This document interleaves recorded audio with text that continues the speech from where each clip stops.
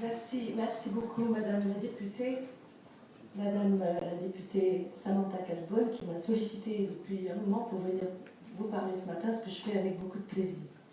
Madame Laurence Parisot, Mesdames et Messieurs les parlementaires, Mesdames et Messieurs les membres du Comité des droits de l'enfant des Nations Unies, je suis venue ce matin avec beaucoup de plaisir et aussi beaucoup d'espoir.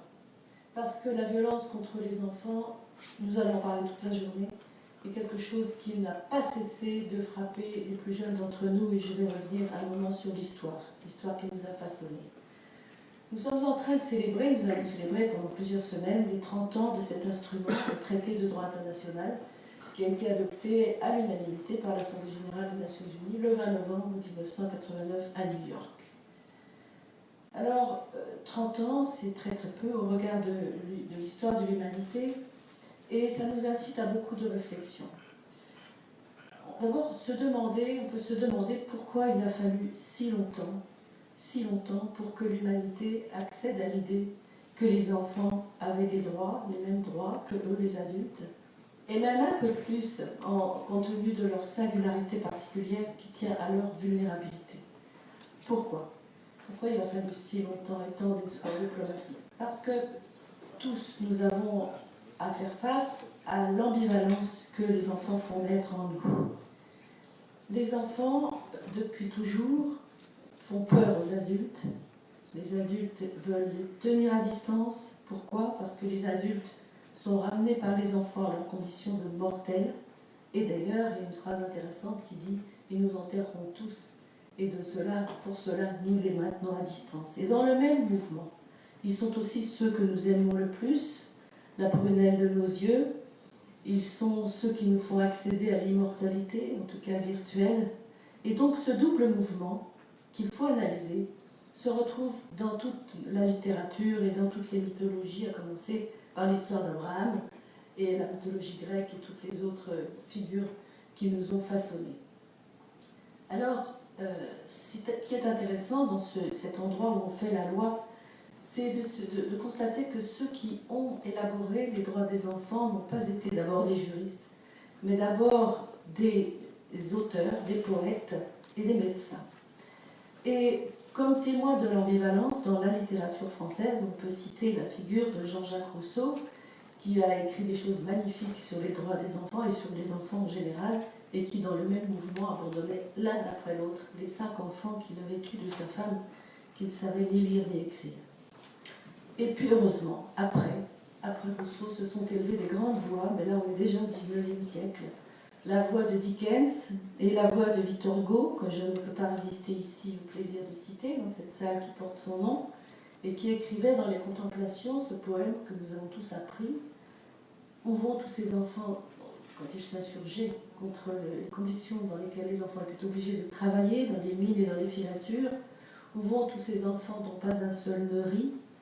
Ils travaillent, et il écrivait « Travail mauvais qui produit la richesse en créant la misère, travail qui donne en somme une âme à la machine et la retire à l'homme. » On ne peut pas mieux décrire aussi ce qui se passe en ce moment même dans un certain nombre de pays.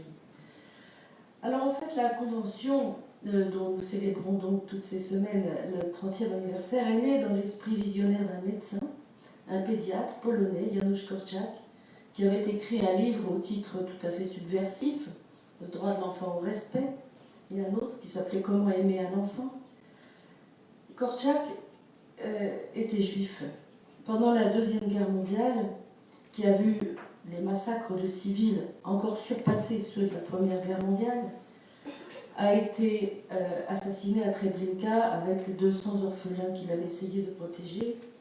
Et donc, probablement, ceux qui avaient essayé de s'insurger pour que les enfants aient des droits avaient quelques motifs de découragement à la fin de la Deuxième Guerre mondiale. D'ailleurs, la Déclaration universelle des droits de l'homme, qui est un texte si important par ailleurs, ne mentionne pas les droits de l'enfant, au cœur des droits de l'homme, ni d'ailleurs ceux de la femme. Mais une idée aussi importante que celle qu'avait défendue Korczak, et d'ailleurs aussi la Société des Nations, qui avait sombré dans la Deuxième Guerre mondiale, une idée aussi importante ne pouvait pas définitivement être éliminée. Et elle a ressurgi en 1959, lorsque les Nations Unies ont adopté une déclaration, seulement une déclaration des droits de l'enfant, Et puis 20 ans après, en 1979, que les Nations Unies avaient proclamé Année internationale de l'enfance. Et c'est cette même année 1979 que le monde a découvert avec effarement un nouveau génocide, le troisième du siècle, avant celui du Rwanda, le génocide du peuple cambodgien, qui est entré en collision avec cette année des droits de l'enfant, l'année internationale de l'enfance. Et c'est la Pologne qui n'avait pas oublié Korczak, qui a demandé aux Nations Unies de transformer la déclaration de 59 en convention, celle que nous avons aujourd'hui. Il a donc fallu 10 ans pour que, et je me souviens, j'étais à Genève à ce moment-là, cette convention a été négociée à Genève, de débats quelquefois extrêmement difficiles pour que cette convention arrive à être adoptée par les Nations Unies. Alors, en 30 ans, qu'est-ce qui s'est passé? Il s'est passé d'énormes progrès, des progrès indubitables. La mortalité des enfants, à l'époque, 15 millions d'enfants mouraient chaque année de causes qu'on sait pourtant parfaitement juguler, c'est-à-dire les effets combinés de la malnutrition et de maladies infectieuses. Nous sommes tombés à moins de 6 millions. C'est trop, mais c'est un progrès énorme. Et la malnutrition, dans le même laps de temps, a régressé de 40%. Beaucoup plus d'enfants vont à l'école qu'il y a 30 ans. Il y avait environ 100 millions d'enfants qui n'allaient pas du tout à l'école. On est tombé à moins de 50 aujourd'hui. C'est trop, mais c'est un progrès énorme.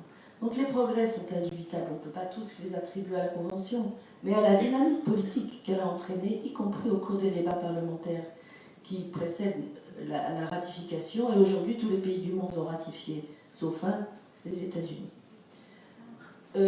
Alors, en 30 ans, il y a donc eu énormément de progrès, mais la violence, la violence contre les enfants n'a pas régressé. Il serait inutile d'essayer de prétendre qu'elle a régressé. Elle n'a pas régressé.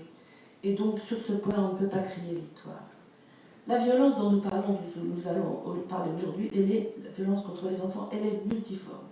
La violence des coups, la violence des homicides, la violence verbale, la violence psychologique, la violence sexuelle, la violence éducative, la violence de la guerre. On a malheureusement l'embarras du choix. La guerre, qui est la pire ennemie des enfants, et nous le voyons encore aujourd'hui sous nos yeux.